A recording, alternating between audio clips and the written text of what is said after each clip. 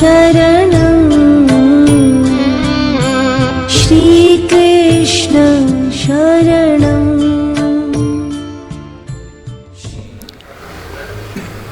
ब्रह्मानन्दं परमसुखदं केवलं ज्ञानमूर्ति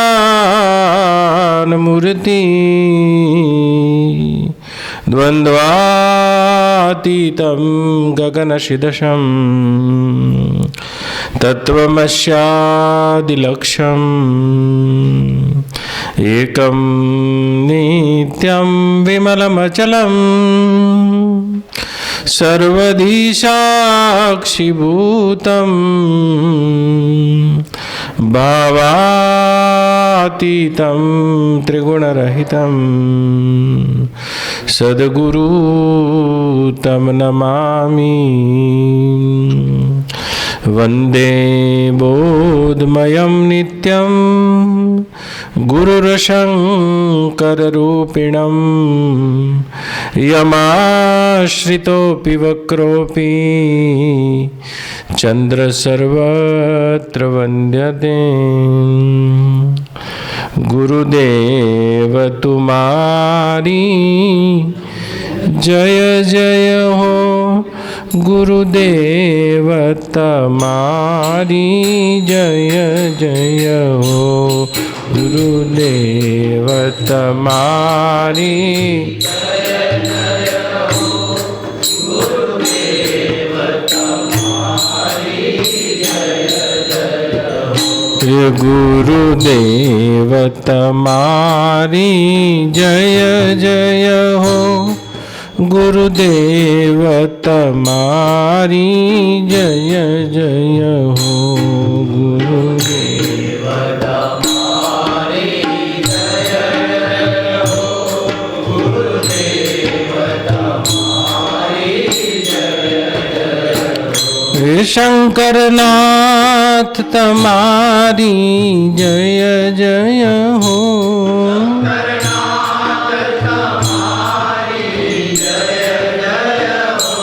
गोरखनाथ तुम्हारी जय जय हो, गुरुदेव तुम्हारी जय जय हो, गोरखनाथ तुम्हारी जय जय हो,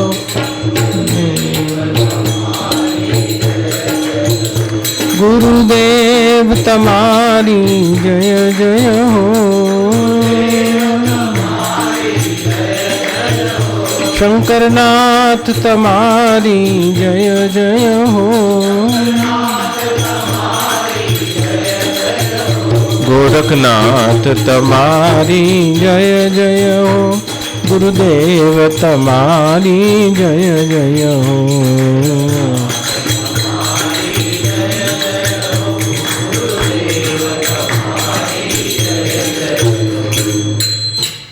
वेदांतना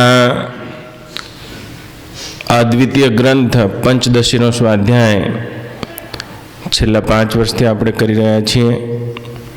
એમાં તૃપ્તિદીપ પ્રકરણનો આગળનો શ્લોક અહીંયા મને આપવામાં આવ્યો છે। વેદાંત શાસ્ત્રના નિશ્ચય દ્વારા તે પરમાત્માનો સ્વરૂપભૂત નિશ્ચય બુદ્ધિમાં થાય છે। જેમ અનેક લાકડા હોય એ લાકડાનો ઈંધણનો જ્યાં સુધી સંગ હોય ત્યાં સુધી અગ્નિમાં નામ રૂપ વિશેષ આકૃતિ અને લપટો દેખાતી હોય છે, પણ ઈંધણ રહિત અગ્નિ જેમ પોતાના મૂળ રૂપમાં સ્થિત રહે છે। ઈંધણનો સંગ કરે પછી વાંકો ચૂંકો લપટાવાળો અગ્નિ દેખાય છે પ્રગટ રૂપે, પણ ઈંધણ રહિત અગ્નિ તેના મૂળ સ્વરૂપે રહે છે, એની મૂળ સ્વરૂપ ભૂત સ્વરૂપે રહે છે અને ઈંધણના સંગે પ્રગટ થાય છે। પણ ઈંધણ રહિત અગ્નિ જેમ પોતાના મૂળભૂત સ્વરૂપે રહે છે એમ આ વૃત્તિઓનો અભાવ થઈ જતા, વૃત્તિઓના આકારનો અભાવ થઈ જતા એ જ્ઞાની પોતાના મૂળભૂત સ્વરૂપે રહે છે। સંસાર જેને કહેવામાં આવે છે, આટલા વેદાંતના અભ્યાસ પછી નક્કી થયું હશે કે સંસાર તે ચિત્તનું બહિર્મુખ ફૂરણ છે। ચિત્તનું બહિર્મુખ ફુરણ અને ચિત્તવૃત્તિના ચિત્ર વિચિત્ર આભાસમાં માયાનો કલ્પિતા સંસાર દેખાય છે. અને ચિત્તવૃત્તિ જ્યારે અંતર્મુખ બને અને ઈંધણ રહિત અગ્નિની જેમ મૂળ રૂપે સ્થિતિ રહે છે, એમ વૃત્તિઓના અભાવમાં વૃત્તિઓ બાધિત થઈ જતા તે જ્ઞાની પોતાના મૂળભૂત સ્વરૂપે રહે છે. એ વેદાંતનો નિશ્ચય છે. જેટલે જતાં એ પરમાત્માના સાચા સ્વરૂપની અનુભૂતિ થાય છે, તેનું જ્ઞાન દ્રઢ થાય છે. ભગવાન, પરમાત્મા, બ્રહ્મ આ બધાય જુદી જુદી ઉપાસનામાં આવેલા નામ છે, પણ તે બ્રહ્મની અખંડની હોવાપણાની પૂર્ણતાની પ્રાપ્તિ નથી કરવાની. એ પ્રાપ્તિ નથી કરવાની, તે તો સૌ કોઈનું સ્વરૂપ છે. અને તે સ્વરૂપનું નિશ્ચય થઈ જતાં જ્ઞાન દ્રઢ થઈ જાય છે. આને કહે છે સાક્ષાત્કાર. નિશ્ચયવાળું જ્ઞાન જેમાં સંશય અને વિપર્યયને સ્થાન નથી. જેમ શાસ્ત્રથી ઉપદેશ મળી ગયો છે તે તું બ્રહ્મ છે, પણ આપણું નિશ્ચયવાળું જ્ઞાન નથી, સંશયયુક્ત જ્ઞાન છે અને વિપર્યય વિપરીત ભાવનાવાળું જ્ઞાન છે. આ જ્ઞાન દ્રઢ થતું નથી. તો પંચદશીકાર એ જ્ઞાન દ્રઢ ના થવાના 3 કારણો આ શ્લોકમાં આપે છે કે મહાપુરુષોને તે જ્ઞાન દ્રઢ થયું છે, આપણને તે જ્ઞાન દ્રઢ થતું નથી. વારંવાર અયમ આત્મા બ્રહ્મ એ શ્રુતિ દ્વારા ઉપદેશ થયો, તત્વમસ્યાદિ મહાવાક્યોનો ઉપદેશ, પણ આપણને તે જ્ઞાન દ્રઢ થતું નથી. અને એ જ્ઞાન દ્રઢ થઈ જાય આ સાક્ષાત્કારની ભૂમિકા છે. જેમ અહીંયા જે ચિત્તમાં જ્ઞાન થયા છે એ જ બધા જ્ઞાન દ્રઢ થઈ ગયા છે. દેહોસ્મીના સંસારની સત્યતાના એવું જ જ્ઞાન દ્રઢ થઈ જાય. અયમ આત્મા બ્રહ્મ બ્રહ્મ સત્યમ જગન મિથ્યા સત્યમ જ્ઞાનમ અનંતમ બ્રહ્મ. અને તે પરમાત્માની અનંત સત્તા સાથે આપણું ઐક્ય થઈ જાય અને જ્ઞાન દ્રઢ થઈ જાય. પણ જ્ઞાન દ્રઢ ન થવાના 3 કારણો આ શ્લોકમાં આપવામાં આવ્યા છે. પ્રત્યેકે પોતાનું કારણ જોવાનું, ક્યાં ઊભા છીએ તે જોવાનું. નંદુબા, તો પહેલું કારણ તો શાસ્ત્રમાં બતાવવામાં આવ્યું છે, જીવ અને ઈશ્વરનો સાચા સ્વરૂપનો નિર્ણય ના થવો. આ પહેલું કારણ છે. બીજું કારણ છે, શાસ્ત્રોની શ્રુતિઓના મત જુદા જુદા છે અને એના વ્યાખ્યાતા પણ જુદા જુદા છે. અનેક શ્રુત જ્ઞાન આપણે સાંભળ્યું છે, કોનું સાચું એ આપણી બુદ્ધિ નિર્ણય કરી શકતી નથી. માટે સ્મૃતિના મત વિભિન્ન હોવાના કારણે અને કહેનારા સંતો પણ કોઈ સાધકની ભૂમિકામાં હોય, કોઈ સંતની ભૂમિકામાં હોય, કોઈ સિદ્ધની ભૂમિકામાં હોય, કોઈ હંસની ભૂમિકામાં હોય, કોઈ પરમહંસની ભૂમિકામાં હોય, આમ જુદા જુદા ભૂમિકાના લોકો પાસેથી વાત સાંભળવાથી પણ આપણા મતિમાં ગોટાળો થયો છે. માટે જે સત્ય જ્ઞાન પોતાનું સ્વરૂપ હોવા છતાં પણ તેની દ્રઢતા આવી શકતી નથી, વળી પાછું બીજું જ પકડાઈ જાય છે. આ બીજું કારણ છે કે જુદી જુદી જગ્યાએથી સાંભળ્યું છે અને શાસ્ત્રનો પોતાની રીતે વિચાર કર્યો છે. શ્રુતિઓ પણ પોતાના મત જુદી જુદી રીતે કહે છે અને તેની વ્યાખ્યાઓ પણ જુદી જુદી રીતે થઈ છે. માટે બીજું કારણ તો પહેલું કારણ તો જીવ અને ઈશ્વરના સ્વરૂપનું સાચો નિર્ણય ના થવો. તે બીજું કારણ છે તે આત્માનું જ્ઞાન દ્રઢ ન થવા પાછળ કનુભાઈ, અને એ છે જુદી જુદી શ્રુતિઓનો મત. તમે અત્યારે વેદાંત સાંભળી રહ્યા છો અને કોઈ કહેનારો બીજો હશે તો એકડેથી ચાલુ કરશે અને એ એકડેથી ચાલુ કરશે, પછી એની વાત સાચી લાગે છે. કારણ કે આ પણ મતિનો એક દોષ માનવામાં આવ્યો છે, એવી નિશ્ચયવાળી મતિ નહીં. તે બીજું કારણ છે. અને છેલ્લું અને ત્રીજું કારણ આ શ્લોકમાં કહેવામાં આવ્યું, વિપરીત ભાવના, વિપરીત ભાવના થઈ જવી. અને પ્રસ્તુત શ્લોકમાં વિપરીત ભાવના કોને કહે છે? એકની એક વસ્તુ મૂળ રૂપે ન દેખાતા મૂળરૂપ ડંકાઈ જવી અને બીજા રૂપે ભાવના થવી, આને વિપરીત ભાવના કહે છે. આ 3 કારણો જ્ઞાન ન થવા પાછળ, એ જ્ઞાન દ્રઢ ન થવા પાછળ, આપણી અપરોક્ષ અનુભૂતિ ન બનવા પાછળ, એ બ્રહ્મ હોવા છતાં પણ તે બ્રહ્મ જ્ઞાન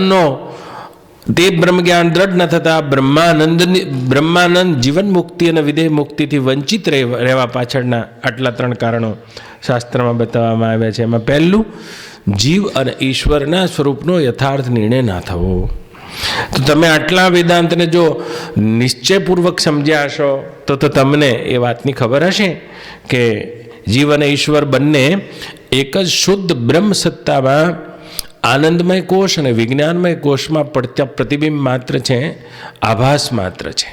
ના જીવ સત્ય છે, ના તેનું આ જીવોનું સંચાલન કરનાર આનંદમય તરીકે પ્રતીત થતા તે ઈશ્વર સત્ય છે.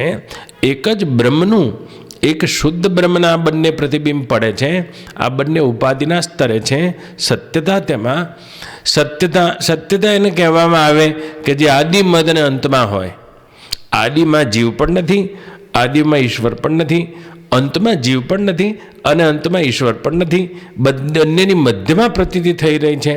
પણ જ્યાં સુધી આના યથાર્થ સ્વરૂપનો નિર્ણય થતો નથી ત્યાં સુધી સાધનાનો છેડો આવતો નથી.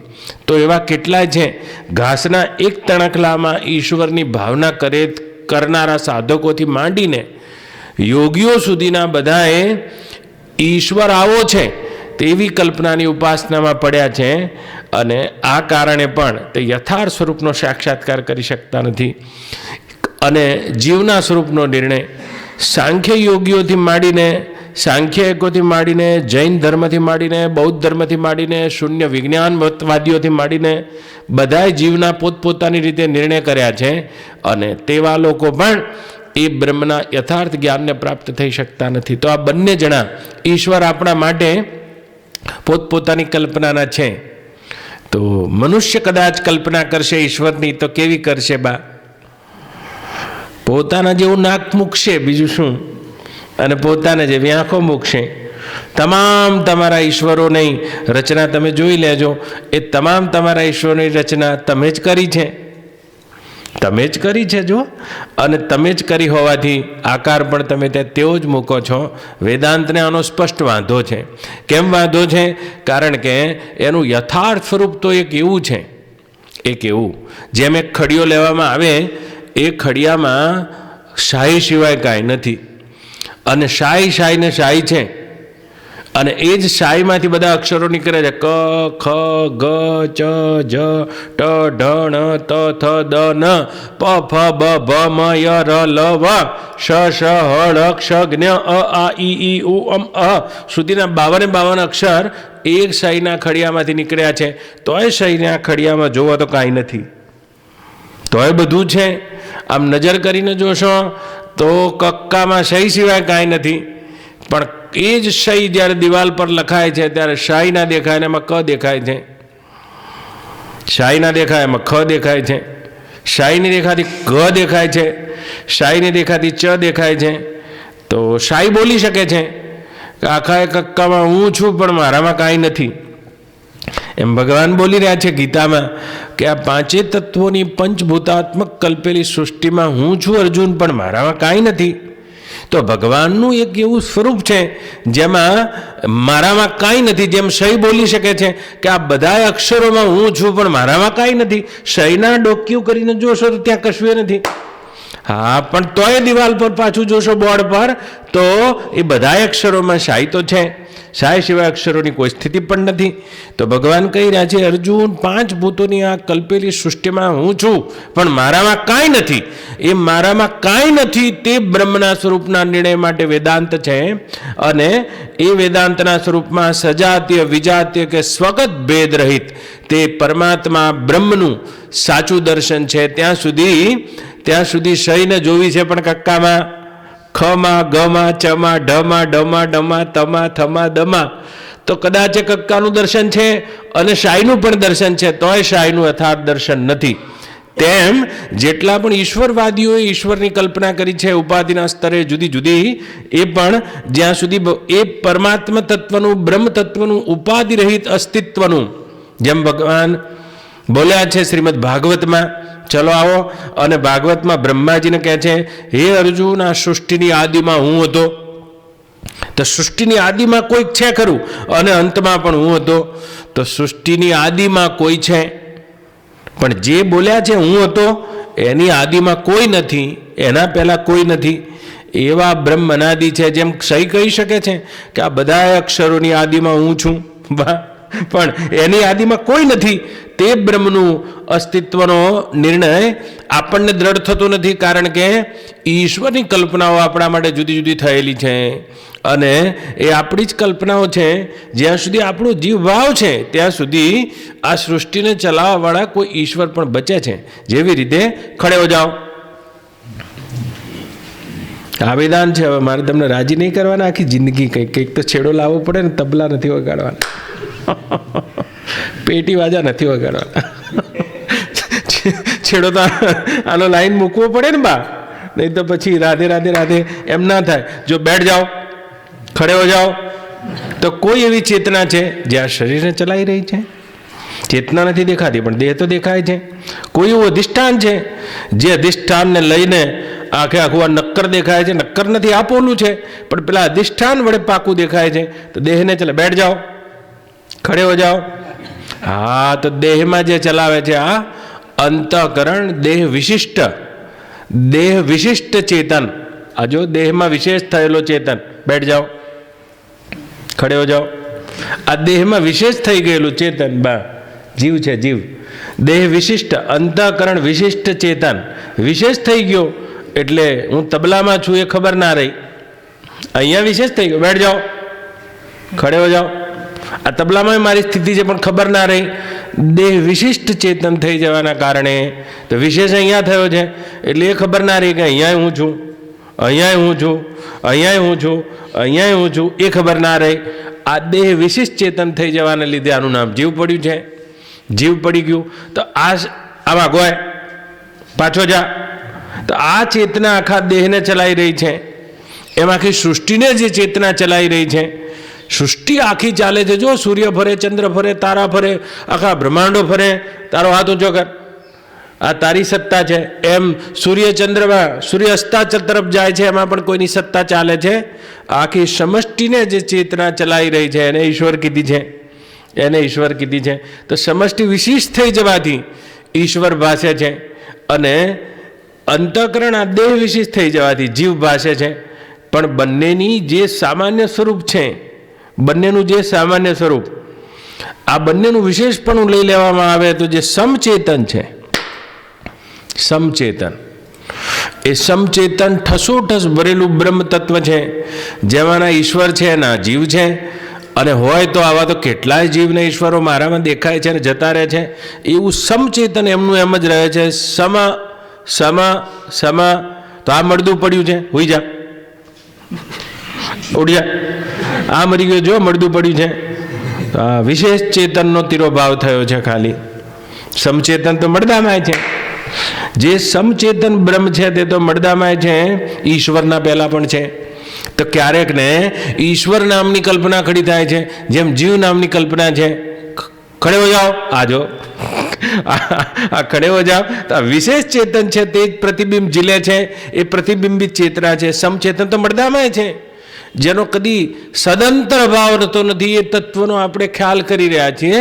સમચેતન તો એક છે વિશેષ ચેતન, આ જીવ રૂપે દેખાતું અંતઃકરણ વિશિષ્ટ ચેતન. અંતઃકરણ વિશિષ્ટ નહીં હોય તો એનું જે સમ સ્વરૂપ છે એ તો જીવ અને ઈશ્વરની પ્રતિકલ્પના, પ્રતિ ભાવનાથી રહિત જેમનું તેમ છે. ક્યારેક ને જેમ આકાશમાં વાદળું આવે છે એમ જ એકોહમ બહુશ્યામના સંકલ્પ પડે. મારા એ સમ સ્વરૂપ બ્રહ્મમાં આવા અનંત અનંત ઈશ્વરો ખડા થાય છે, અનંત અનંત નારાયણો ખડા થાય છે, અને એની કલ્પનામાં આવા અનંત અનંત વિશિષ્ટ જીવો ખડા થાય છે અને પાછા લય થઈ જાય છે. સમ સ્વરૂપે તે બ્રહ્મ સત્તા તો એમની એમ રહે છે. એ પણ આ દેહમાં છે, વિશિષ્ટ છે. સુઈ જાઓ. તો આ તો જાગે છે તો આ સત્સંગ સાંભળે છે, પણ જાગે નહીં. આ તો જાગે છે અંદર, આ તો ખાલી ઊંઘ્યો છે. પણ જો જાગે નહીં તો એનો અહંકાર લય થઈ ગયો, અહંકાર લય થઈ ગયો છે. હા, લય થઈ ગયો અને સુષુપ્તિ કહે છે. તો એક ચેતના તો છે, જે ચેતનાની હાજરીમાં શ્વાસ ચાલી રહ્યા છે, જેનામાં એ આખા શરીરને સત્તા સ્ફૂર્તિ કરી રહી છે, એવી સમચેતના છે. આને વેદાંતની ભાષામાં અંતઃકરણ ઉપહિત ચેતન કહે છે, વિશિષ્ટ નહીં. તો ઊંઘી ગયા વખતે બા અંતઃકરણ વિશિષ્ટ ચેતના નથી, ઉપહિત ચેતન છે. હા, ઉપહિત એટલે સુષુપ્તિમાં કાંઈ નથી એવું પણ જેને જણાય છે તેવું સમચેતન ઊંઘમાં પણ રહે છે. આવું સમચેતન આ બ્રહ્માંડોના પ્રલય વખતે પણ રહે છે. જેમનું તેમ જ આ ઊંઘી ગયા ચલો તો કેટલા દીકરા છે, કેટલા ગુરુભાઈઓ છે, કયા આશ્રમમાં રહે છે, ખીચામાં પૈસા છે કે નહીં, ભગવા પહેર્યા છે કે કાળા પહેર્યા છે કે ધોળા પહેર્યા છે, સાધુ છે કે સંન્યાસી, આવો કોઈ ખ્યાલ નથી. આવો કોઈ ખ્યાલ નથી, કોઈ ખ્યાલ નથી. એવો ખ્યાલ છે જેને, એ ચેતન સમચેતન છે, જે ઊંઘમાં પણ જેમનું તેમ છે. અંતઃકરણ ઉપહિત અને એ આ બ્રહ્માંડના અભાવમાં પણ જેમનું તેમ છે. જેમ અહીંયા અંતઃકરણનો ઉદય થાય, કોઈ જગાડો, અલે એ ઉઠ, તો અંતઃકરણનો ઉદય થાય છે. એમ બ્રહ્માંડ આખામાં જ્યારે અંતઃકરણનો ઉદય થાય ત્યારે આ બ્રહ્માંડનું જે અંતઃકરણ છે એ નારાયણના નામે ઓળખાય છે. અને એના જ અંતઃકરણમાં બધા ફૂરી રહ્યા છે. આપણે આ બધા જેટલા જીવો છે એટલા એ, પણ આ બધા જેટલા જીવો ફૂરે છે એ બધા એ નારાયણના અંતઃકરણમાં એક જઈને સ્વાહા થઈ જાય છે. સુઈ જા તો જેમ આ સૂઈ જાય છે બા, એમ નારાયણનું અંતઃકરણ પણ એક વખતે લઈને પામી જાય છે. તો એ વખતે સમચેતના જેમની તેમ વધે છે, જેના ખ્યાલમાં ના નારાયણ છે, ના બ્રહ્મા છે, ના વિષ્ણુ છે, ના એના કલ્પનામાં ખડી થયેલી પ્રકૃતિ છે, ના પ્રકૃતિના પ્રતિબિંબમાં પ્રતીત થતા આવા તમારા મારા જેવા જીવો છે. તો એ જાણનારો કોઈ છે, એ સમચેતન બ્રહ્મ છે, તમે છો. અને એના સિવાયની અહીંયા સત્યતા કશીએ નથી. આ બોધ જો પાકો થઈ જાય તો ત્યાં સુધી ખડે હો જાઓ, બેઠ જાઓ. ઈશ્વરના સ્વરૂપોની કલ્પના થતી રહે છે તો એની અગરબત્તી છે, એની એ ટોકરી છે અને એના એ હાથ છે કે તમે મને તકલીફ પડે ત્યારે આવજો બા, ઓ મારા વાલા રે, હાથ ઝાલ્યો તો લેજો ઉગારી. એ પરમાત્મા તત્વમાં આવવા જવાની વ્યવસ્થા નથી. જેટલી પણ આવવા જવાનું દેખાય છે તે વિશેષ ચેતનાઓમાં, સોપાધિક ચેતનામાં દેખાય છે. તો જીવમાં આવાગમન દેખાય છે, ઈશ્વરમાં પણ આવાગમન દેખાય છે કે ખડા થયા ધ્રુવની આગળ પાછા જતા રહ્યા છે. તો આ બધું વિશેષ સોપાધિક ચેતનમાં, બેઠ જાઓ, વિશેષ સોપાધિક ચેતનમાં દેખાય છે. તો તમારે ખ્યાલ કરવો છે તે સમચેતનનો, જે જેમનું તેમ જ છે, એ જેમનું તેમ જ છે. ના જેમાં જીવ છે, ના તેમાં સત્ય રૂપે ઈશ્વર છે, ના એ બંનેને જુદો પાડનારી કોઈ માયા છે. એ તો જીવ રે ઈશ્વરને ત્રીજી માયા, અને તૈણો એ ખેલ રચાયા. અને મનના રે માનેલા 14 લોક, અને મનડું ના માને તો બધું ફોક. અને મનના રે માનેલા 14 लोक. हे राम जी, चित्त का स्फुरना ही जगत है. જેમ ચિત્તનું ફૂરવું જ આ જગત થઈને દેખાય છે, જેટલી જેની બહિર્મુખતા છે અને તેટલી એની જગત પ્રત્યે સત્યતા છે. આ તો મનના રે માનેલા 14 લો, અને લોક છે તો એના રચયિતા છે. આ મનડું ના માને તો બધું ફોક. આ તો જીવ રે ઈશ્વરને ત્રીજી માં. પેલી 3 પત્તીની રમત રમતા હોય, જુઓ તમે બા, 3 પત્તીની રમત રમતા હોય છે. આ 3 પત્તીની રમત છે, આખો ખેલ છે. પણ વેદાંત શાસ્ત્ર એમ કે છે, જેને જીવ અને ઈશ્વરના સ્વરૂપનો સાચો નિર્ણય નથી, એ પણ તે બ્રહ્મજ્ઞાનને દ્રઢ થવામાં અવરોધરૂપ છે. અત્યારે હાલ બ્રહ્મજ્ઞાન તો થશે, પણ ઈશ્વરની કલ્પના તો પાછી ખડી છે. અને એમાં ઉદાહરણ આપી દીધા વેદાંત શાસ્ત્રમાં તો કે નાના તણકલાથી માંડીને યોગીઓ સુધી ઈશ્વરની કલ્પના થઈ રહી છે. આ પરોક્ષ ઈશ્વર, પરોક્ષ ઈશ્વર. તો પરોક્ષ બા, રાતે સપનું આવે બા તમને, તો તમારા સ્વપ્નમાં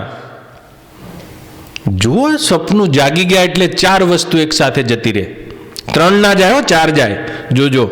હા, એક તો સપનું આવ્યું છે, એક તો સપનોનો જે જોનારો હતો બા એ જ જતો રહે આખો. પ્રમાતા જે જોઈ રહ્યો હતો, હું રાજા બની ગયો છું, મારી રાણી રૂપાળી છે, મારે આટલા છોકરા છે, મારે રાજ છે, આ સપનું જોઈ રહ્યો હતો, સપનું ભોગવી રહ્યો હતો.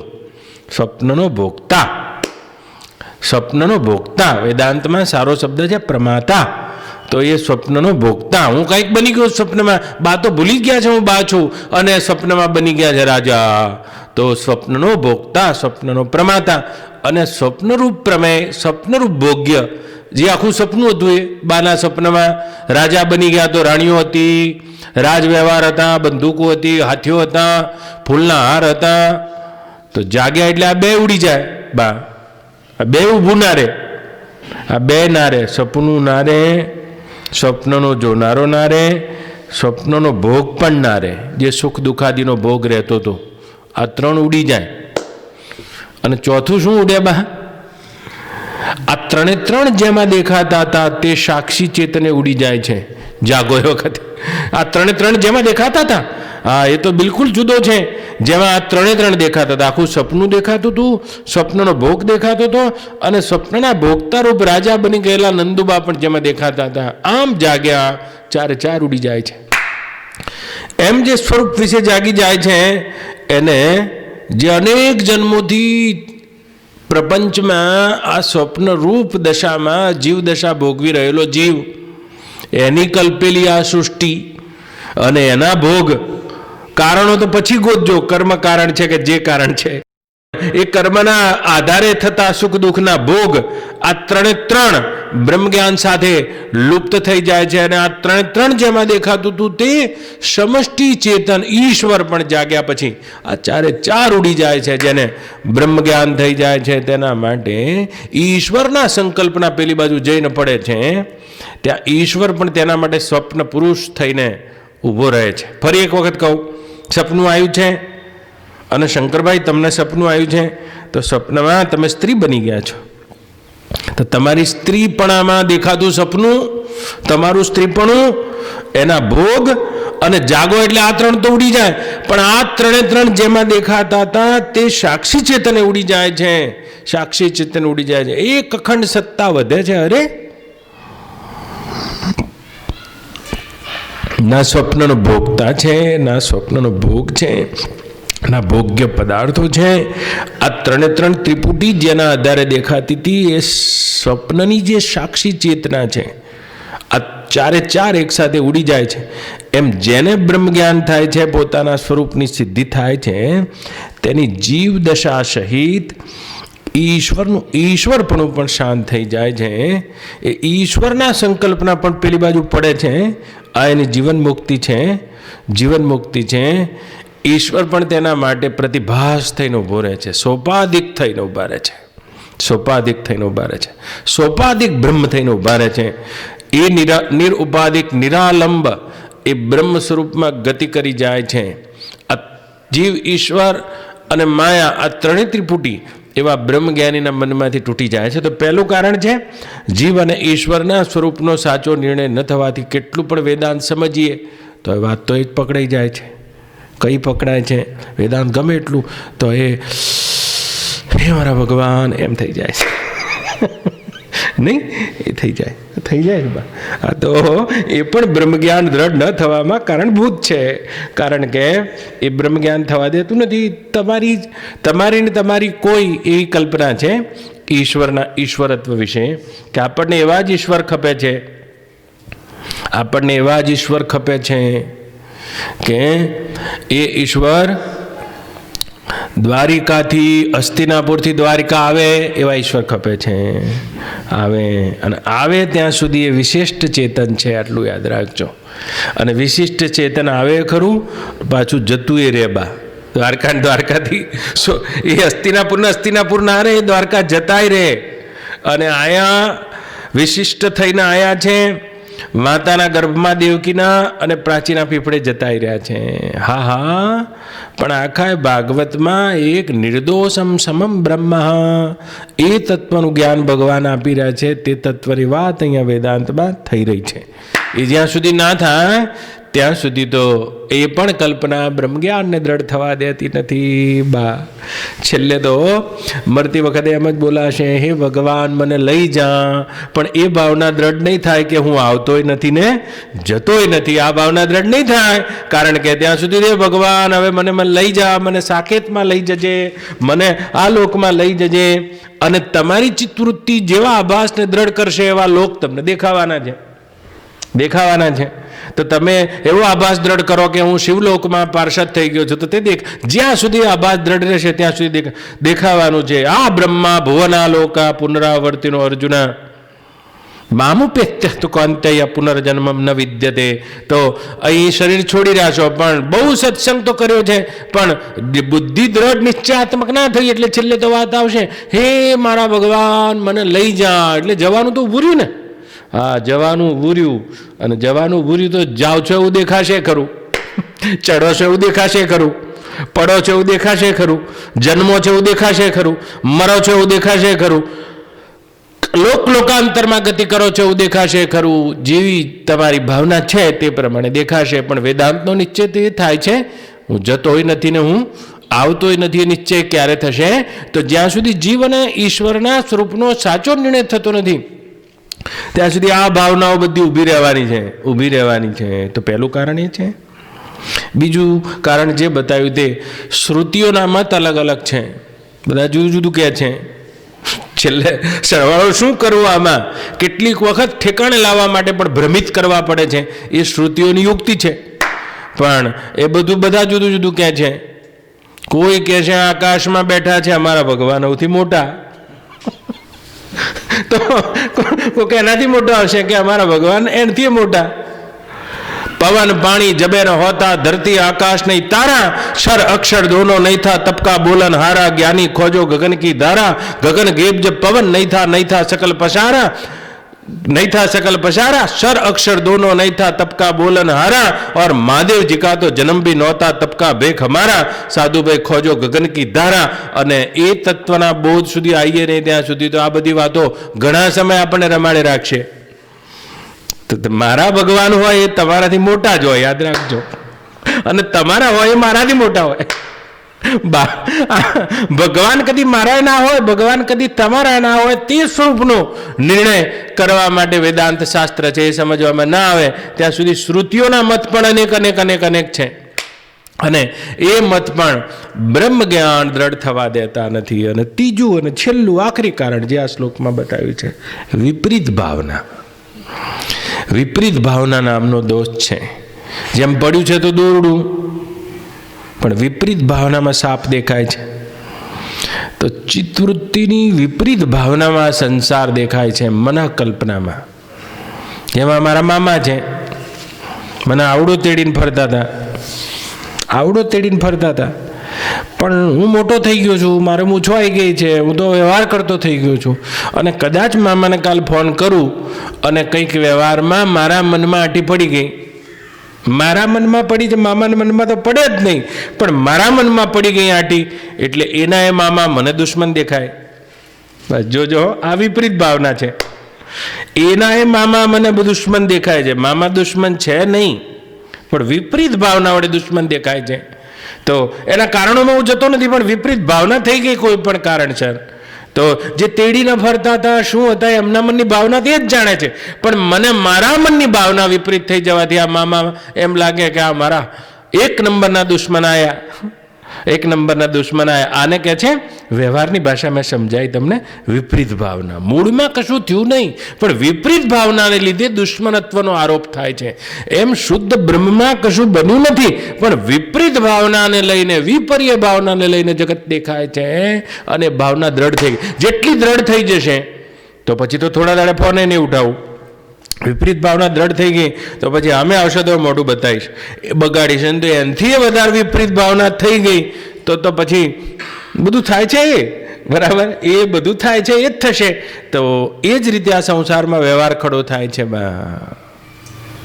શું કહે છે અખો ભગત, આ સંસારનું સાચું સ્વરૂપ શું હશે નંદુબા? શું હશે આમ જોવા જાવ તો? સસલા સિંગની નાવ ઘડી, વંદ્યાસુત બેઠો ચડી. આખો ભગત કાલ હવારે હોની થઈ ગયા બા. અને શું કહે છે આ જગતના સ્વરૂપને?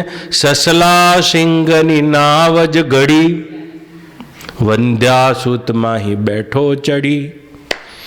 આખા બ્રહ્માંડમાં ફરો તો સસલા ને શિંગડા ના હોય, પણ કવિતા એવી ને તે શબ્દોમાં આપણે રમવા માંડ્યા. એનું કારણ નહીં ગોત્યું.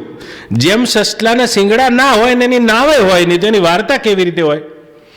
મુદ્દલમાં તમારા વિપર્યય દોષ સિવાય, ચિત્તમાં પડેલા આભાસ સિવાય જગતની કોઈ સ્થિતિ નથી, તો એ આટલી પાકી લાગે છે. જેમ આ વાર્તા પાકી લાગે છે. સસલા સિંગની નાવ ઘડી અને વંધ્યાસુત બેઠો ચડી.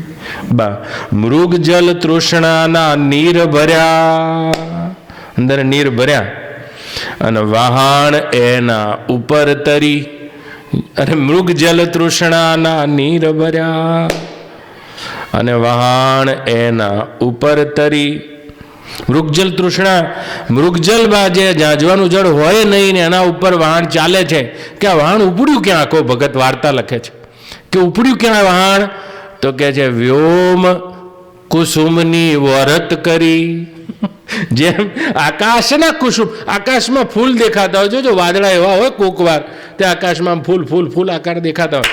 વ્યોમ વ્યોમ કુસુમની વરત કરી, નાવડી આખી દીધી ભરી. અખા આ બધું છે મિથ્યા, જેમ શેખ ચલીની કથા. અખા ભગતનો છપ્પો છે તો અખા આ બધું છે મિથ્યા, જેમ શેખ ચલીની કથા. તો શેખ ચલી એટલે શું હશે બા? શેખ ચલ્લીની કથા શું હશે? એક મિયાભાઈ હતા મુસલમાન ટોપીવાળા, શેખ ચલી નામ હતું એનું, પણ એની ફૈબાએ નામ નહોતું પાડ્યું, બહુ પાછળથી પડ્યું. એનું નામ તો ગુલામ નબી હતું બા.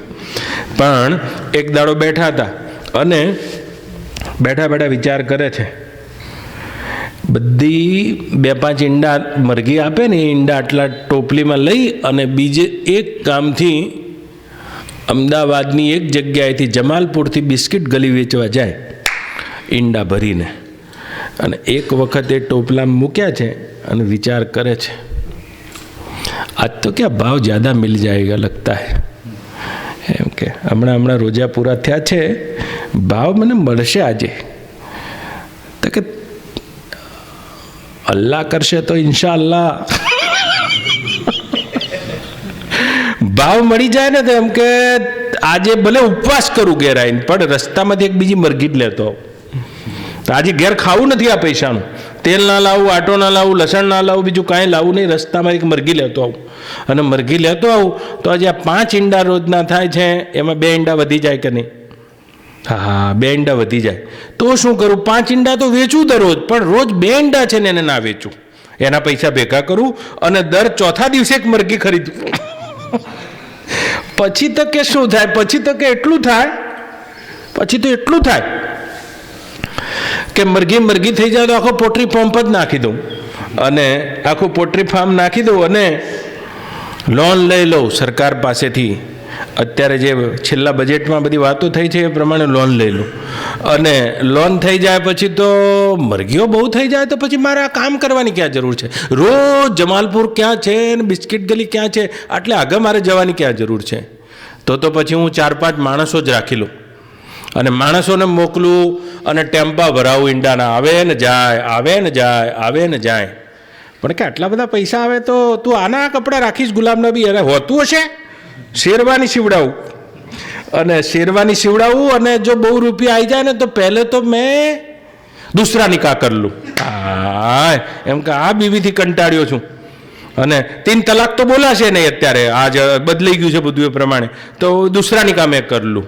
એને રાખું, આને રાખું, ઇસ્લામમાં છૂટાઈ છે. પણ પેલી જૂની બીબી છે ને એના ઘેર ના રહું, આના જ ઘેર રહું. અને ગુલામ નબી તું બેઠો હોય અને પછી જૂનીનો છોકરો બોલાવા આવે તને, જૂનીનો છોકરો, તો શું કરું? અરે જૂનીનો છોકરો આવે ને તો એમ કહી દઉં, જા નહીં આવે અને જેવું બોલ્યો ત્યાં પેલા 5 ઈંડા હતા ને ધડામ કરતા નીચે પડ્યા બા. અને આને કહે છે ચલી તો ચલી પણ છેક ચલી.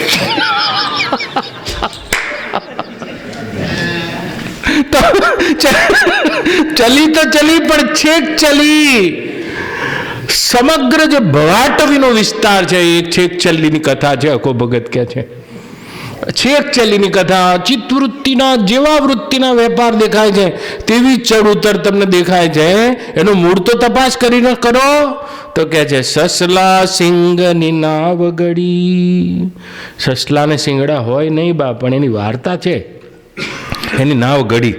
આમ સંસારનું કોઈ મૂળ કારણ છે નહીં અને આ દેખાતો સંસાર પણ છે નહીં, તોય આટલો હજળબમ દેખાય છે.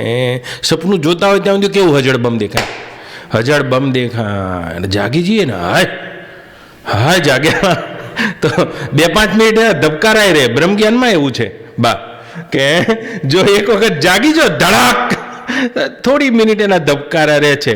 આને જ્ઞાનીનું પ્રારબ્ધ કે છે. બસ પછી 5 મિનિટ પછી ધબકારા શાંત થઈ જાય કે આ તો કોઈ હતું જ નહીં, કોઈ હતું જ નહીં. તો સપનામાંથી આંખ ખુલી કેવી રીતે? સપનું ખોટું હતું બા. અને સપનું ખોટામાં જાગવાનું કારણ શું બન્યું? સિંહ આવ્યો, સિંહ ખોટો હતો બા, પણ સિંહની બલિવારી છે. એ સપનાનું જ્ઞાન જો મિથ્યા છે તો સપનામાં જે સિંહ છે તેનું જ્ઞાન પણ મિથ્યા જ્ઞાન છે. પણ આ સિંહનું જ્ઞાન એવું છે આ આંખ ખોલાવવામાં કારણભૂત બની જાય છે. એમ જે અનંત જન્મોથી ઊંઘ લાગી છે તે સ્વપ્ન નિશામાં સદગુરુ પણ સ્વપ્નમાં આવતા સિંહ જ છે. પોતાની ચેષ્ટા દ્વારા, બ્રહ્મ જ્ઞાનની યુક્તિ દ્વારા, યુક્તિ પ્રયુક્તિ દ્વારા કદાચ ને પોતાના વાસ્તવિક સ્વરૂપનું જ્ઞાન થઈ જાય એની ચેષ્ટાથી, અને જાગો ન મે મૃત્યુ શંકા ન મે જાતિ ભેદ પિતા નૈવ મે નૈવ માતા ન જન્મ ન બંધોર ન મિત્ર ગુરો નૈવ શિષ્ય ચિદાનંદ રૂપ શિવોહમ શિવોહમ ચિદાનંદ રૂપ શિવોહમ શિવોહમ. સપનું એકલું ના જાય, સપનું સિંહ પણ ઉડી જાય. તેમાં એકમાત્ર ચેતન સત્તા વધે છે. એમ સદગુરુ પણ એ સ્વપ્નમાં, સદગુરુના વાક્યો પણ સ્વપ્નમાં તે જીવ દશામાં થતા યુક્તિ પ્રયુક્તોના ઈશારા છે. અને ઈશારા સાંભળીને જો જાગી જાઓ તો ચિદાનંદ રૂપ શિવોહમ શિવોહમ અહમ નિર્વિકલ્પો નિરાકાર રૂપો વિભુ વ્યાપ્ત સર્વત્ર સર્વેન્દ્રિયાણમ સદા મે સમત્વમ ન બંધમ ન મોક્ષ ચિદાનંદ રૂપ શિવોહમ શિવોહમ ચિદાનંદ રૂપ શિવોહમ શિવોહમ. તો કે બધું ઉડી જાય, સપનું એકલું ના જાય બા. સપનને ઉડાડવા માટે જે સિંહ કારણભૂત થયો તો એ પણ ઉડી જાય છે. એમ સદગુરુ જે આયા છે સ્વપ્નના સિંહના પાત્ર સમાન છે બા, બ્રહ્મ વિદ્યા દેવાને. પણ સદગુરુ એ પ્રદેશમાં જઈને પહોંચાડી દેશે જ્યાં તમારું અને ઈશ્વર વચ્ચેનું અને ગુરુ અને તમારા વચ્ચેનું, શિષ્ય વચ્ચેનું દ્વૈત પણ તૂટી જાય છે. એક જ અખંડ બ્રહ્મ હોવાપણાની સત્તા વધે છે. અને તેમાં વિપરીત ભાવનાનો દોષ કદી થતો નથી. જેમ સપનામાંથી જાગી જાઓ છો અને પછી વિપરીત ભાવના કદી ના થાય. તમને સપનામાં હતા ત્યારે તો થાય હાથી દાંતના પલંગ ઉપર ઊંઘ્યો છું, પણ જાગી જાઓ ને એટલે એક હાથીનો ખાટલો દેખાય બા. પછી વિપરીત ભાવના ના થાય એમાં જાગેલા ને. કે હાથીના પલંગમાં હતો આવી વિપરીત ભાવના એને ન થાય, પણ ઊંઘ્યા છે ત્યાં સુધી વિપરીત ભાવના થતી રહેવાની. બ્રહ્મમાં જગત દેખાય છે. તો કે જગત કેવું હશે? કેવું હશે? સસલા સિંગની નાવ ગડી, વંદ્યાસુત બેઠો જઈ ચડી. સસલાના શિંગડાની નાવડી બનાવી અને તેમાં વાંઢણીનો છોકરો બેસી ગયો અને મૃગજલ તૃષ્ણા જલ ભરી, અને મૃગજલ તૃષ્ણાના જલમાં તે નાવડી તરી છે અને વાણ આખું એમાં તરી. અને વાણ તરતું તરતું પહોંચ્યું કે પાછું શું લઈને આવ્યું કે ખપુષ્પના વસાણા ભર્યા, વ્યોમ સૂત વ્યોમ કુસુમ વોરત કરી. આકાશનામાંથી ફૂલ તોડી તોડીને અંદર ભર્યા છે. અખા આ બધું છે મિથ્યા, શેખ ચલ્લીની જેમ કથા. શેખ ચલ્લીની કથા ચાલી છે નંદુબા. આ એટલે આવી છે. એક દીકરાની બા છું, આટલા મારા દીકરા છે, હવે મારી ઉંમર થઈ ગઈ છે. તો આ શેખ ચલ્લીની કથા તો ચાલવાની. મરવા પડીએ ને એ વખતે શેખ ચલ્લી તો આગળ ચાલશે. હે ભગવાન, હવે આના કરતાં મને હારો જન્મ આલજે. આ શેખ ચલ્લી તો આગળ ના આગળ. પણ વેદાંત શું છે? વેદાંત તમારા માથા ઉપરથી ધડાક કરતો ઈંડાનું બધું પડ્યું ત્યારે ખબર પડી. ઓહો, કદી વિચાર કર્યો છે? ઉનાળાના તાપમાં જતા હોય અને માથા ઉપર ભાર હોય, પરસેવે રેપચેપ થતા હોય, અને પછી સારો છાંયડો હોય બા, અને ભાર નીચે મૂકી દો, અથવા તો કોઈ આવે ને ઉતારી લે ભાર, અને કેવી વિશ્રાંતિ થાય છે.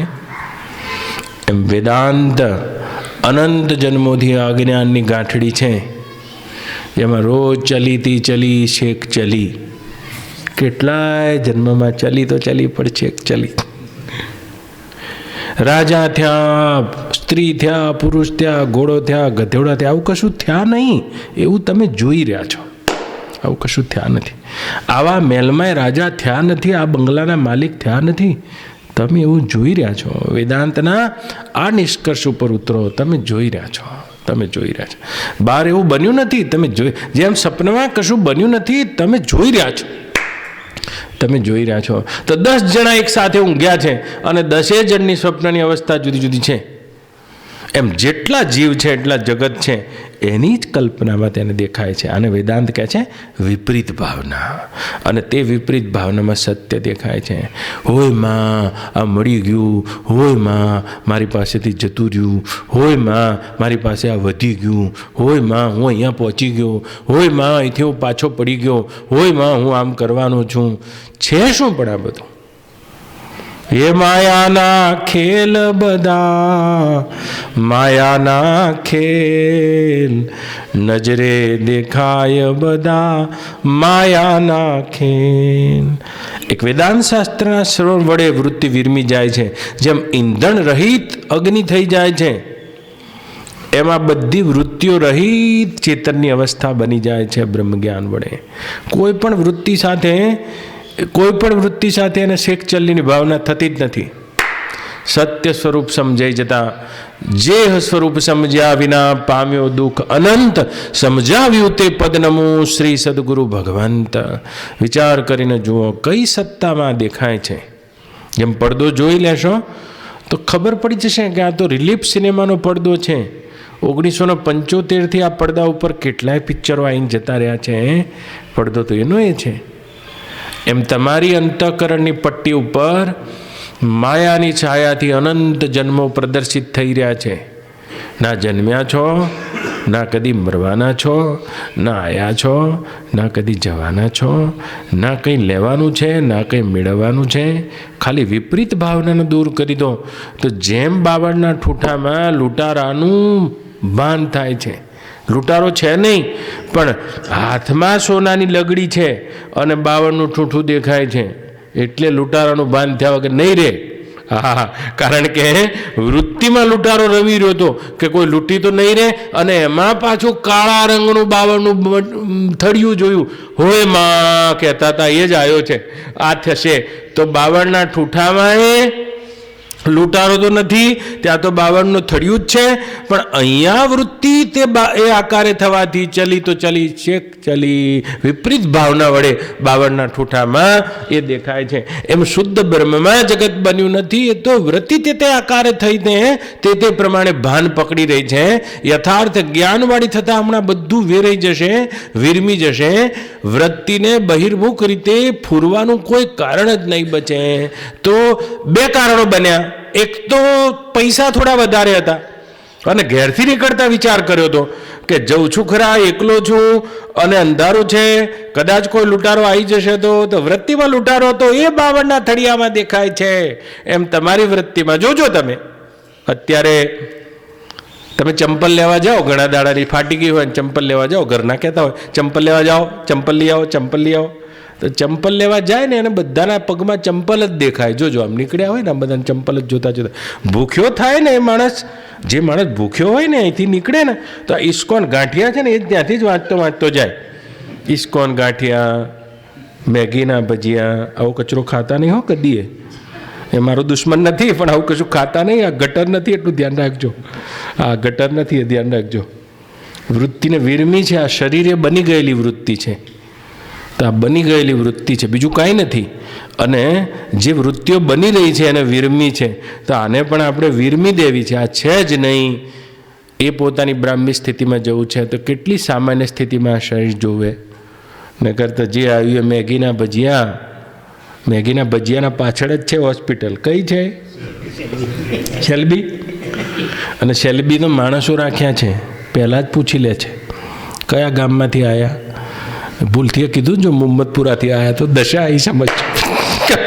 અને ખબર જ છે મુહમ્મદપુરામાં ભલે ધોતિયાવાળા હોય પણ વાંધો આવ્યો નથી. જ્યાંથી આમ અડાડશો ત્યાંથી ફુવારો ઉડશે લોહીનો. તે ધોતિયાવાળા સીધા 2 પીનો ભરાઈને કહે છે બાયપાસ આજ 1 વાગે કરવી પડશે તમારે, એમ કહે છે. કંઈ નહીં હોય તો એ તો હું એમ કહેતો હતો કે ભૂખ્યા માણસને બધું દેખાશે. જેમ પેલું એક ઉદાહરણ નથી, આપણા સંતો કહેતા કે લેલા મજનૂની વાર્તા કહે કે પેલો મજનુ લેલા કરે છે તો લેલાને એનો બાપ તો રાજા હતો, સમજાવે છે કે આ ભિખારીમાં શું રાખીશ. કે પણ બાપુજી આ તો મને બહુ જ એમ કે મને માને છે, કેટલી વાર મને કહે છે કે ચાંદ કરતાં પણ તારું મુખ તો ચાંદથી પણ વધી જાય છે. એવું મને કવિતાઓ લખે છે એના બાપાને. તેના બાપાએ શું કર્યું તમે કથા જાણો છો. એ મજનૂને લાવીને પૂરી દીધો, 10 દાડા પૂર્યો છે. ખાવાય ના આલ્યું, પાણી ના આલ્યું, કશું એ નહીં. અને બિલકુલ ખાધા વગરનો હતો. લેલાને મોકલી છે. લેલા ગઈ છે કે આજે હું કેવી દેખાઉં છું તને, કે તારું મોઢું આજે મને જુવારના રોટલા જેવું દેખાય છે. શું દ્રષ્ટિ સૃષ્ટિવાદ છે આપણા વેદાંતમાં. દ્રષ્ટિ સૃષ્ટિવાદ. ત્યાં ચાંદ બાંધ કશું એ ના હોય પણ દ્રષ્ટિમાં ચાંદ દેખાય છે. અને દ્રષ્ટિ જો ભૂખી હોય ને તો એ જ મોઢામાં જુવારનો રોટલો દેખાય. ભૂખાકાર ને બધું રોટલા આકાર દેખાય છે. હા, તો વૃત્તિ આકારમાં જગત દેખાઈ રહ્યું છે. વૃત્તિ આકારમાં તો એ વૃત્તિ વિરમી જાય, જેની વિપરીત ભાવના દૂર થઈ જાય છે. યથાર્થ જ્ઞાનનો વિચાર કરીને તે વૃત્તિ શાંત થઈ જાય છે. એવું કશું અહીંથી મળ્યું નથી, મળેલું લાગ્યું છે.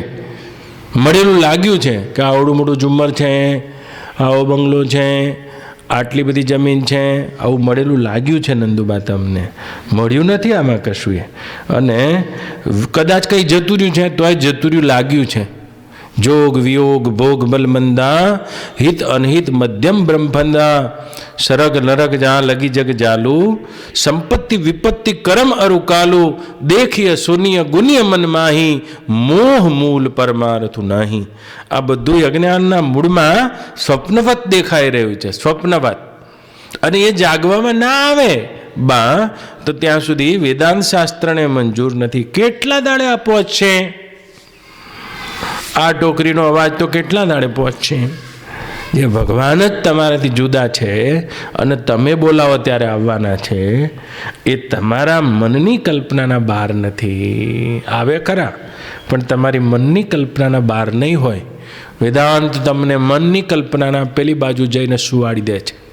હા, એ કોઈને બોલાવાના નહીં રહે, ત્યાં કોઈને મોકલવાના નહીં રહે. જાગેલાને બસ એ જાગેલાને એ જાગ્રત પુરુષને, અને એટલા માટે જાગવા માટે કરીને આ વેદાંત શાસ્ત્ર છે. ધીરે ધીરે તેનો વિચાર કરીને બ્રહ્મના યથાર્થ સ્વરૂપનો વિચારનું આવર્તન કરીને બ્રહ્મ સત્યમ જગન મિથ્યાના વિચાર વડે વૈરાગ જન્માવાનો છે. સત્સંગમાંથી શું જન્મે? કબીર સાહેબ બોલ્યા છે, પહેલે પહેલે હમ જન્મ્યા, પીછે જન્મ્યા બડા ભાઈ, उसके पीछे बाबा जन्मिया, उसके पीछे मोरी माई. पहले पहले हम जन्मिया. आ सत्संग है. पहले पहले हम जन्मिया, उसके पीछे बड़ा भाई. પછી બુદ્ધિમાં વિવેક આવે છે. કોઈ પદાર્થો આવી જશે તો ઉદાસીન વૃત્તિ રહેશે. આવી ગયા છે તો આવી ગયા એટલે ઉદાસીન વૃત્તિ રહે. આ એક છે તો મોઢું લોહી લો, એનો ઉપયોગ છે. કાલ લોવાના કામમાં આવશે, મૂકી દો ને, તો મૂકવાની ના નથી. પણ આ બીજો આવ્યો, ઉદાસીન વૃત્તિ હશે તો ખબર પડી જશે કે આ બાબા નહીં લે તારે. પદાર્થો આવશે તો વૃત્તિ ઉદાસીન રહેશે, કારણ કે આની પોલ જાણી ગયા, અને જતા રહેશે. કદાચ કોઈ પાસેથી જતા રહ્યા, વહેલા જતા રહ્યા, તો એ પોલ ખબર પડી જશે કે આ તો કેવળ ચલી તો ચલી, પણ શેખ ચલીમાં દેખાઈ રહ્યું છે. શેખ ચલીમાં દેખાય, જેવું જોવું એવું દેખાશે, જેવું જોવું એવું દેખાશે. જો અહીંયા બેઠો છે આપણો મુકાભાઈ, ગયા જન્મમાં બહુ મોટો બ્રાહ્મણ હતો. હું ખોટું નહીં કહેતો તમને. હા, વ્યાસપીઠ ઉપર બેઠો છું. આ બહુ મોટો બ્રાહ્મણ હતો મુકોભાઈ. નહીં કેવું જવા દો. આટલા માણસ વચ્ચે તો ના કહેવાય ને. માણસની પુલમાં તો કલાબેનના પાછળ આટલા આવ્યો છે. ચલી તો ચલી, છેક ચલી. હજુ એ ચલી તો ચલી, છેક ચલી. આવો અને સરખા જ્ઞાનનો વિચાર કરીને યથાર્થ સમ્યક વૃત્તિ કરી દો, વિપરીત ભાવનાને દૂર કરીને. તો શું બનશે? જેની વૃત્તિ અખંડ બ્રહ્માકાર, દુર્લભ એવા સંત છે. હંસા બ્રહ્મરૂપ ભાળે રે બ્રહ્માંડને.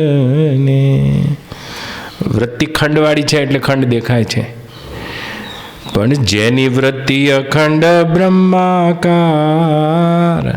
ब्रह्मज्ञानी की वृत्ति होती है, ब्रह्मलोक तक को नाप लेती है ब्रह्मज्ञानी की वृत्ति. ब्रह्मलोक तक के लोग उसकी वृत्ति में आ जाते हैं और मिथ्या साबित होते हैं. ऐसे शांत हो जाता है. मर्या पहला मरी जाए छे. हे राम जी, अब मुझे चुप रहने के अलावा और कुछ नहीं आता है.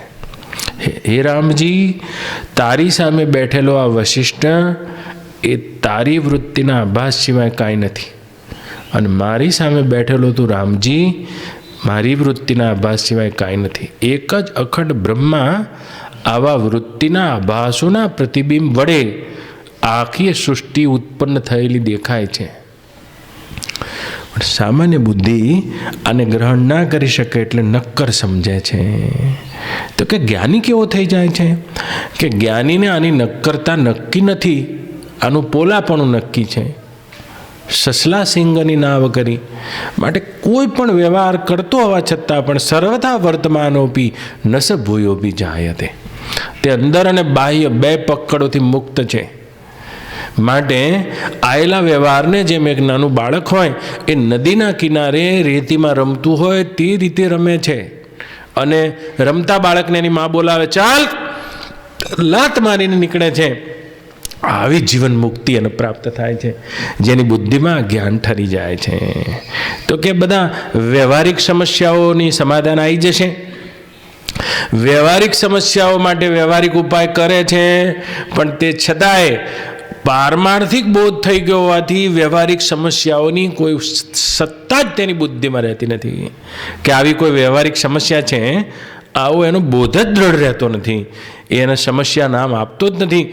વ્યવહારિક પ્રાતિભાષિક બધી વૃત્તિઓની શાંત થઈ જાય છે. જેમ શરીરને રોગ થયો છે તો શરીરની વ્યવહારિક સત્તા છે, તો રોગની વ્યવહારિક સત્તા છે, અને એના માટે ગોળી લેવી તો ગોળી લેવી એ વ્યવહારિક ઉપાય છે. રોગ ગોળીથી મટે છે, પણ જ્ઞાનથી શું મટે? જ્ઞાનથી ભય મટી જાય છે. પ્રાતિભાષિક સત્તા ઉડી ગઈ છે એની. ભય મટી ગયું છે. ગોળી લેતો દેખાય કે ના લેતો દેખાય, પણ પારમાર્થિક સત્તાનો બોધ થઈ જવાથી એની પ્રાતિભાષિક જે ભયવૃત્તિ છે હટી ગઈ. જેવી રીતે પરીક્ષિત રાજાની સામે સુખદેવજી અહીંયા શું કહે છે, આ 7મા દિવસે તક્ષક આવવાનો છે, હું તારા મોતને ના મટાડી શકું.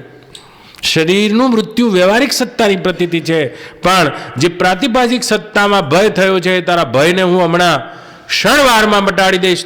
જો તું આ શ્રીમદ ભાગવત નામની જડીબુટ્ટીને પીવે છે તો એ ભયથી મુક્ત થઈ જાય છે. તો એવી પ્રાતિભાષિક જેટલી વૃત્તિઓ છે, એ જેટલી પણ છે એ બધી નાશ પામી જાય છે. તત્ર કો મોહ ક શોક એકત્વમ મનુપશ્યતે. એને ખબર જ છે કે આ બાવળના ઠૂંઠા છે, માટે સડસડાટ નીકળી રહ્યો છે, વિપરીત ભાવના એને થતી નથી. એને ખબર છે કે આ દોરડું છે, સડસડાટ નીકળી રહ્યો છે, સર્પની વિપરીત ભાવના એને થતી નથી. એને ખબર છે કે આ સસલાના શિંગડાની પેઠે માત્ર પ્રતીતિ છે, માટે એના હૃદયની હલચલ શાંત થઈ જાય છે. બાકી બધું આપણા જેવું રહે છે. ભૂખ રહેશે, તરસ રહેશે, દવા રહેશે, રોગ રહેશે, વૃદ્ધત્વ રહેશે, ગડપણ રહેશે, બધો વ્યવહાર આપણા જેવો રહેશે. તે છતાંય પ્રાતિભાષિક સત્તા બુદ્ધિમાંથી શાંત થઈ જાય છે. એટલે બુદ્ધિ હલચલ વગરની તસ્ય પ્રજ્ઞા પ્રતિષ્ઠિતા પ્રજહાતિ યદા કામાન સર્વાન પાર્થ મનોગતાન આત્મનૈવાત્મન તુષ્ટ સ્થિત પ્રજ્ઞસ્તદોચ્યતે. તેની પ્રજ્ઞા સ્થિત થઈ જાય છે. હે પરીક્ષિત રાજા, જેમ દીવાને પવન વગરની અડોલ જગ્યાએ લઈ જવામાં આવે અને દીવાની જે સ્થિતિ બને છે, એવી અંતઃકરણમાં જ્ઞાનવાનની સ્થિતિ બને છે, જેની વિપરીત ભાવના શાંત થઈ જાય છે. તો વિપરીત ભાવના શાંત થઈ ગઈ છે, માટે કરીને જગતની સત્યતા વધતી નથી. પોતાના સ્વરૂપનો બોધ થઈ ગયો હોવાથી આવાગમનની ભ્રાંતિ વધતી નથી. માટે હું જાઉં છું એવી બીક બૂમ પણ વધતી નથી, અને ભગવાન મને સારી જગ્યાએ લઈ જજે આ ભાવના પણ વધતી નથી. એવો પોતાના સ્વરૂપમાં દ્રઢ થાય છે, એવી દ્રઢતાને પ્રાપ્ત થઈ જાય છે. અને શું કહે છે જનક રાજાને અષ્ટાવક્ર મહામુનિ કહી રહ્યા છે, તત્ર પ્રાણ અત્રેવ વિલીયંતે યત્ર ન ઉત્ક્રામંતે. અષ્ટાવક્ર ગીતામાં મહામુનિ કહી રહ્યા છે, તેવાના પ્રાણ અહીંયા જ વિલીન થઈ જાય છે, ફરીથી ઉત્ક્રમણને પામતા નથી. તેવી વિદેહ મુક્તિને પણ તે અંતે પ્રાપ્ત થઈ જાય છે. જીવન મુક્તિ પણ એવી જીવે છે જેમ બજારમાંથી તમે નીકળ્યા હોય. લો, ઘણીવાર બજારમાં બે રીતે નીકળાય, કંઈક લેવા નીકળ્યા હોય અને જોવા નીકળ્યા હોય, બસ બે રીતે. જોવા નીકળ્યા હોય ને કશું એ નહીં, આમ જોઈ નીકળી જાય ઘેરા. बाजार से निकला हूँ खरीदार नहीं हूँ, मिर्जा गालिब. बाजार से निकला हूँ खरीदार नहीं हूँ. તો આપણા એ નીકળી જાય છે, આમ બધા વચ્ચેથી પસાર થઈ જાય છે. તો કે એનામાં આપણા ફરક શું છે? બહુ જાજો ફરક નથી, પણ એની જીવન મુક્તિ છે. કેવી રીતે? જેમ એક બહુ મોટી હોસ્પિટલ હોય, એમાં ડૉક્ટરો આંટા મારતા હોય, દર્દીઓ આંટા મારતા હોય, ભાઈ એમાં બહુ ફરક છે. બે દેખાતા તો હોસ્પિટલમાં જ હોય, પણ બંનેની મનસ્થિતિમાં બહુ ફરક છે. એમ જ્ઞાનવાન પણ આપણા જેમ સંસારમાં દેખાય છે, પણ એનામાં આપણામાં બહુ ફરક છે. જેમ એક જેલ હોય, એ જેલ દર્શન કરવા આપણે ગયા હોય તો બધા કેદીઓ જોઈએ તો આપણને દુઃખ થાય, બિચારા કે જેલ અંદર છે, અંદર હોય એનું આપણને દુઃખ થાય. અને એ નગરના કોઈ મિનિસ્ટર હોય, એ ચેક કરવા નીકળ્યા હોય જેલમાં, બધે અંદર બેરેકમાં ફરતા હોય, બધું અંદર તો એ લાગતા હોય, અંદર તો એ લાગે છે તોય મુક્ત છે. એમ દેહમાં અને સંસારમાં આપણા જેમ જ્ઞાનવાન રહેતા હોવા છતાં પણ બ્રહ્મ જ્ઞાન દ્રઢ થઈ જવાથી તે જીવન મુક્ત છે, જીવન મુક્ત છે. અને એ જીવન મુક્તિ માટે કેવળ અને કેવળ કોઈ ઉપાય હોય તો નંદુબા તે બ્રહ્મ જ્ઞાનનો છે. અન્યથા કોઈ ઉપાસના, યોગ કે બીજી કોઈ પણ વાત મુક્તિની કારક બની શકતી નથી. કારણ કે ઉપાસના વડે પણ ઉપાસ્ય તો દૂર જ છે, અને તે ઉપાસ્ય આવ્યો પાછો ઉપાસ્ય જતો રહ્યો, એ ઓડકાર કદી પણ તૃપ્તિ આપી શકે તેમ નથી. એ તો ત્યારે જ થાય જ્યારે એ પોતાના આત્મ સ્વરૂપે સત્યનું દર્શન થાય છે. માટે કોઈ ઉપાસના અને યોગ પણ, યોગમાં શું બને છે એ પણ જાણી લો. યોગમાં જેમ ઊંઘમાં, ભાઈ હમણાં ઊંઘી ગયા અને અહંકારની વૃત્તિ લય થઈ ગઈ છે. સમાધિમાં લય નથી થતી, વિસ્મૃત થઈ જાય છે, શૂન્ય મનસ થઈ ગઈ છે, પણ અહંકાર તો છે. લગાય સમાધિ, આંખો બંધ કર, તો સમાધિમાં જો અહંકાર રહેતો ના હોય તો શરીર આમનું આમ ના રહે, ટટ્ટાર ના રહે. કેમ રહે છે? 1 કરોડ વર્ષની સમાધિ લાગે. હા, તો એ અહંકારનો બાદ નથી થયો. એ તો શરીર આમને આમ જ બેઠું છે, મારે આમ બેસવું છે, બસ અહંકાર વિસ્મૃત થઈ ગયો છે. એટલે બ્રહ્માનંદ ચોક્કસ અનુભવાય છે, પણ જીવન મુક્તિ નથી. જીવન મુક્તિ નથી, એનાથી મુક્તિ નથી મળતી. આમને આમ ટટ્ટાર બેઠું છે. જ્યારે બ્રહ્મજ્ઞાન જ એક એવું જ્ઞાન છે જે આ ચિત્તજડ ગ્રંથિને ઢીલી કરીને મટાડી દે છે. અયમ આત્મા બ્રહ્મના સાક્ષાત્કાર વડે શરીરમાં રહેતો હોવા છતાં પણ બધા શરીરોથી પૃથક પોતાના અનુભવે છે. પ્રલય પછી પણ હું મરતો નથી તેવા દ્રઢ બોધને તે જ્ઞાની ધારણ કરે છે. બ્રહ્મા વિષ્ણુ અને મહેશ જેવા પણ તેવા એના માટે સ્વપ્ન પુરુષ સાબિત થાય છે. સ્વપ્ન પુરુષ, જેમ તમને સપનું આવ્યું હોય અને તમારા સ્વપ્નમાં શંકરભાઈ હું આવ્યો હોય, તો તમારા સ્વપ્નમાં હું સ્વપ્ન પુરુષ કહેવાઉં વેદાંતની ભાષામાં, એમ બ્રહ્મા વિષ્ણુ અને મહેશ જેવા સર્જકો પણ તે જ્ઞાની માટે સ્વપ્ન પુરુષ સાબિત થાય છે. એટલી પોતાની અખંડ બ્રહ્મ સત્તામાં જઈને જાગી જાય છે. પોતાની અનંતતામાં એવો માલે છે, પોતાની પૂર્ણતામાં એવો માલે છે. જીવન મુક્તિના તે રહસ્યને એકલો જ માણી રહ્યો છે. કદાચ તેની કોઈ વાતને પકડે અને એને માણવા એ બિલકુલ જુદી વાત છે. બાકી મિશ્રી કો મેરુ ભયો કીટ મધ્ય કર આય ભુવન મેં ભોજન મિલ્યો બહાર ક્यों ભટકાય, એવો જ્ઞાનવાન થઈ જાય છે. એસા બ્રહ્મ જ્ઞાન હોતા है. કરોડો વર્ષની સમાધિ, કરોડો વર્ષનો યોગ, કરોડો વર્ષ વાયુ ભક્ષણ કરીને રહેવામાં આવે અને કરોડો વર્ષની ઉપાસના કરીને ભગવાનને સગુણ કરીને પ્રગટ કરી લેવામાં આવે તો પણ તે બ્રહ્મ જ્ઞાનની 16મી કળા બરાબર પણ નથી, તેવું શાસ્ત્રોનું વચન છે. એ અખંડ બ્રહ્મ સ્થિતિમાં પોતાના હોવાપણામાં, હે પરીક્ષિત રાજા, ગાયના શિંગડા ઉપર રાયનો દાણો ટકે ત્યાં સુધી પણ કોઈની વૃત્તિ નિર્વિશેષ બ્રહ્મમાં ટકી જાય છે, તે જન્મ મરણથી મુક્ત થઈ જાય છે. તેઓ બ્રહ્મજ્ઞાની ફરીથી માતાના ગર્ભમાં આવતો નથી અને વૃત્તિના વ્યતિરેકમાં દેખાતા આ સંસારને કદી અનુભવતો નથી. અને આ સમજવા માટે મનુષ્યનું જીવન છે એ વેદાંત શાસ્ત્રનો નિશ્ચય છે. બસ, વધારે ન કહેતા. ઓહો, આટલો બધો થઈ ગયો, 1.5 કલાક. મારી વાણીનો વિરામ કરું છું.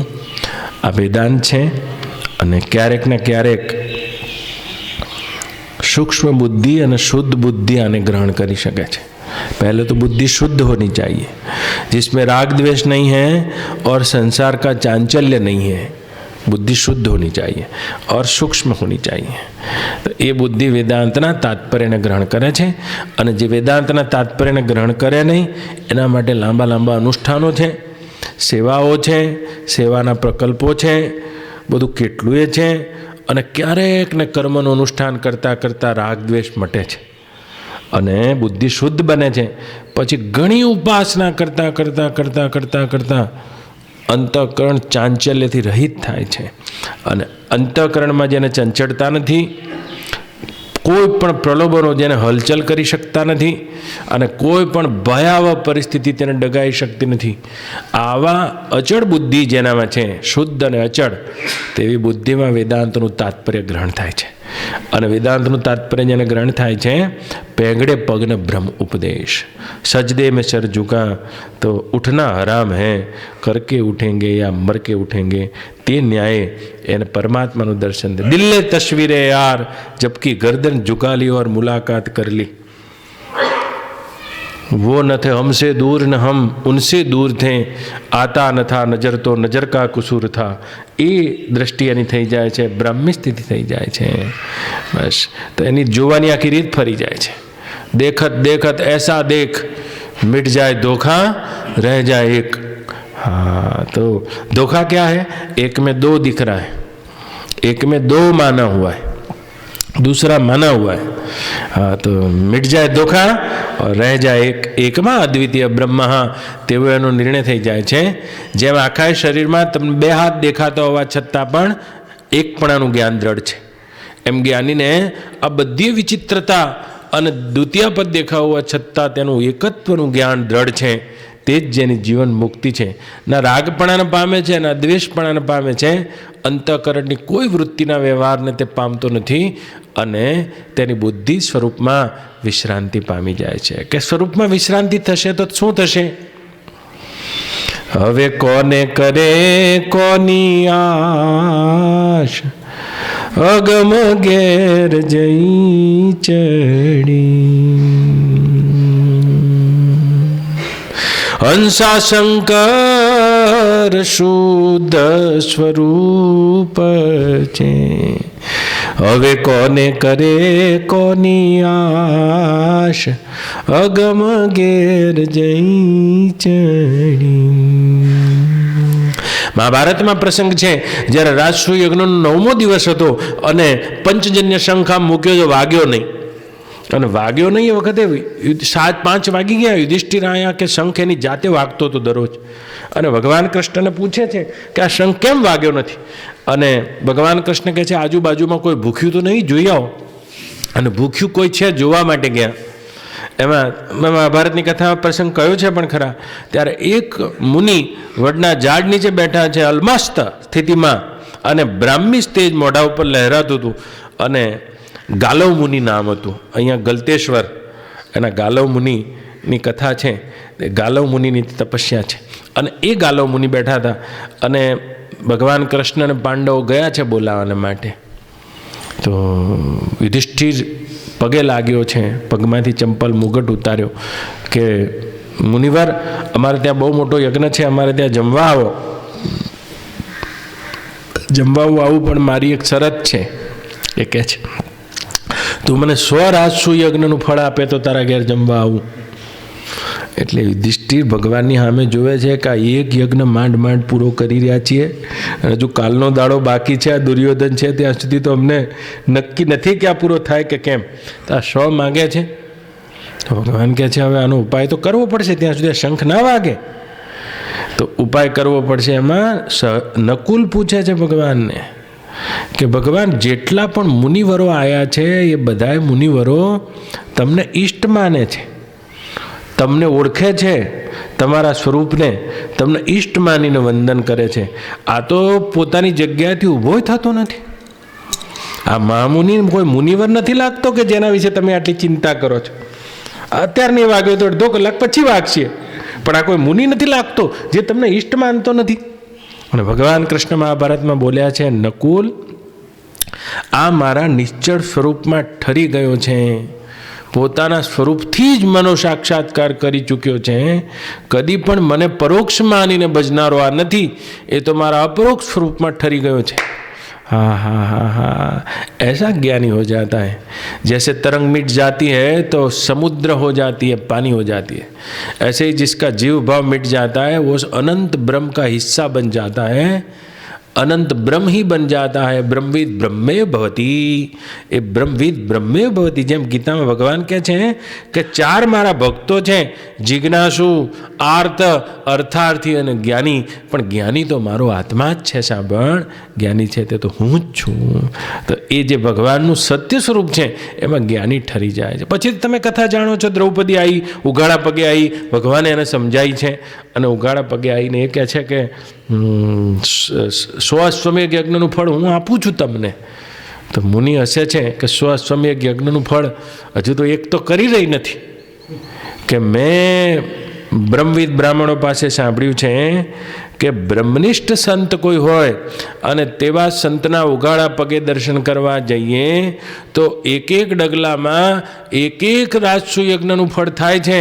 અને હું છે હસ્તિનાપુરથી નીકળી છું, 5 ગાંવ ચાલતી આવી છું, આમાંથી તમે 100 રાજસૂય યજ્ઞનું ફળ તમે આમાંથી લઈ લો અને તમારા જ દર્શનથી મને આ ફળ પ્રાપ્ત થયું છે. તમે વાસ્તવિક રીતે કૃષ્ણના સ્વરૂપમાં સ્થિત થઈ ગયેલા મહાપુરુષ છો, બ્રહ્મનિષ્ઠ છો. અને એકદમ હસી પડ્યા છે. પછી કથા તમે જાણો છો, આ શંખ વાગ્યો. પણ બ્રહ્મનિષ્ઠ પુરુષોની આ મહિમા છે. હે રામજી, ચંડાળના ઘરની ભિક્ષા ખાવા મળે અને 12 કોષ, વશિષ્ઠજી કહી રહ્યા છે, 12 કોષ ચાલીને જવું પડે અને ચંડાળના ઘરની ભિક્ષા ખાવા મળે તો પણ બ્રહ્મનિષ્ઠ પુરુષનો એક ક્ષણનો સંગ થતો હોય તો તે જીવ માટે અત્યાંતિક કલ્યાણ કરનાર, અત્યાંતિક કલ્યાણનું દ્વાર બની જતું હોય છે. જ્યારે ઋષભદેવજી જઈ રહ્યા છે શ્રીમદ ભાગવતમાં, ત્યારે પોતાના પુત્રો પૂછી રહ્યા છે કે ભગવાન અમારા માટે કોઈ ઉપદેશ છે? ત્યારે ઋષભદેવજી બધાના પુત્રોને કીધું છે કે બ્રહ્મનિષ્ઠ પુરુષનો ક્ષણાર્ધ સત્સંગ, હે મારા પુત્રો, તમને આ સંસાર સાગરમાંથી પાર કરનારો છે. અને જ્યારે સ્તમોદ્વાર યોષિતા સંગી સંગ મહાંતસ્તે પ્રશાંતસ્ય વિમન્યવ સમચિત્તા સાધવો સાધવો, એ ઋષભદેવજી કહી રહ્યા છે કે એ બ્રહ્મનિષ્ઠ પુરુષનો એક ક્ષણાર્થ સત્સંગ તમને આ મોહરૂપ દલદલમાંથી તરવા માટે મોક્ષનું દ્વાર બની શકે છે. જ્યારે કામી જનોનો સંગ યોષિતા સંગી સંગ, તે નરકનું દ્વાર બની શકે છે. આમ છેલ્લો ઉપદેશ આપ્યો છે. તેવા મહાપુરુષોના સંગનો મહિમા હોય છે, સત્સંગનો મહિમા હોય છે. હું તમે સામાન્ય માણસો છીએ, પણ આપણને જો એવા પુરુષોનો સંગ મળે, આપણી વૃત્તિ પણ શુદ્ધ હોય, શાંત હોય, ચાંચલ્યથી રહિત હોય, તો બ્રહ્મ જ્ઞાનના લક્ષ્યને ગ્રહણ કરનારી બને અને સત્ય સ્વરૂપમાં સ્થિત થઈ જાય, જેની બુદ્ધિમાંથી विपर्य भावना दूर થઈ जाए. बार बार बुद्धि को दिखाना चाहिए ये सत्य नहीं है. श्रवण के बाद जो मनन नहीं करते वो साधक कच्चे हैं. तो मनन करना है. मनन कैसा करना है? बार बार सत्संग की बात को दोहराना है. अभ्यास न तो कौन्तेय, उसकी पुनरावृत्ति करनी है. तो वृत्ति तो जगदाकार होगी, विषयाकार होगी, लेकिन मनन करना है. ब्रह्म सत्यम जगन मिथ्या. तो इसकी मिथ्यात्व बुद्धि को हर बार दिखाते रहना है. मिथ्या मिथ्या मिथ्या. फिर मनन के बाद निधिध्यासन करना है. तो जब भी वृत्ति विषयाकार व्यक्ति आकार हो जाए तो अनुवृत्ति करके ब्रह्माकार करनी है. यही निधिध्यासन है.